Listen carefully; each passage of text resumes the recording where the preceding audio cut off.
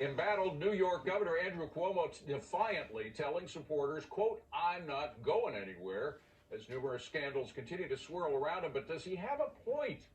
Lawmakers say Cuomo's impeachment probe might outlast his third term in office. So could the governor walk away without an impeachment or a resignation? Joining me now is New York State Assemblyman Kevin Byrne. Kevin, I know you would rue the day if that happened, but could it? Well, David, I heard, I think earlier before you broke, my colleague Angelo Santa Barbara speak. He's a colleague from the other side of the aisle. And I think there is strong bipartisan support for impeachment.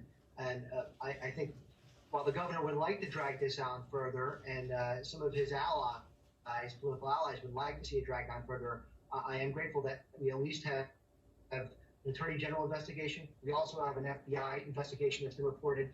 And the Judiciary Committee did meet earlier today on that committee. I provided information to them, supportive documentation, to try to make their job a little bit easier. But I listened to the committee meeting, and the chairman mentioned this could take months, not weeks. So that is concerning. But we got to.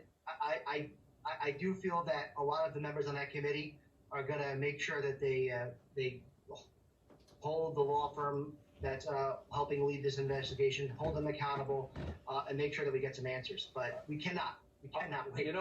Were you surprised? Were you surprised, as I was, that this Quinnipiac poll comes out saying 55% of voters think he should stay, that he should not resign? Well, I don't put a whole lot of faith in polls. I think it's how you ask the question. It's also their snapshots in time.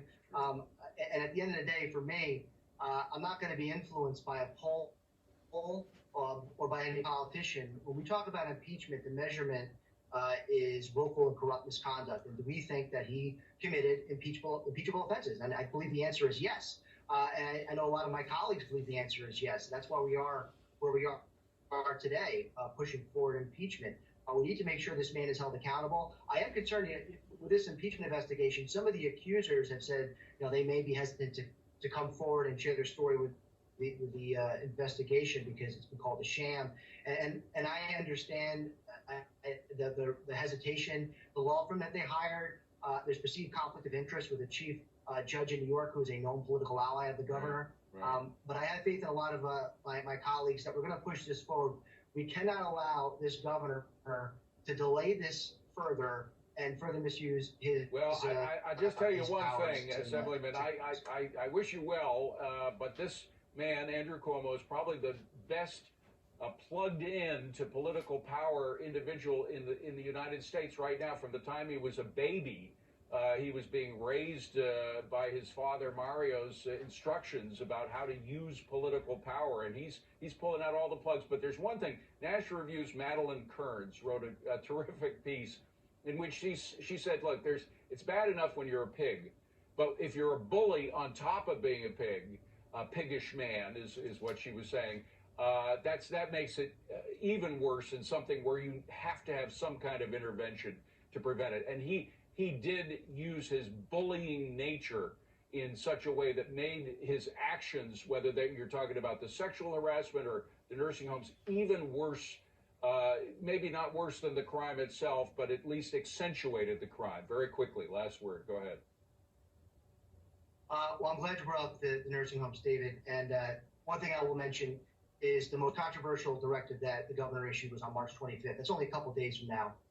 So this Thursday is going to mark the anniversary when the governor's Department of Health issued that directive, that mandate that we know caused death and destruction in nursing homes. And also, for those that didn't die directly from the mandate, it caused those families immense pain and suffering. There's going to be a candlelight vigil in New York City on Thursday. I plan to attend, but if your viewers can't be there in person, please, on March 25th, think of all those families and just put them in your thoughts. Our prayers go out. We've got some of the families here at Fox, so we know very well exactly how much those people are suffering. It is a horrific anniversary, March 25th.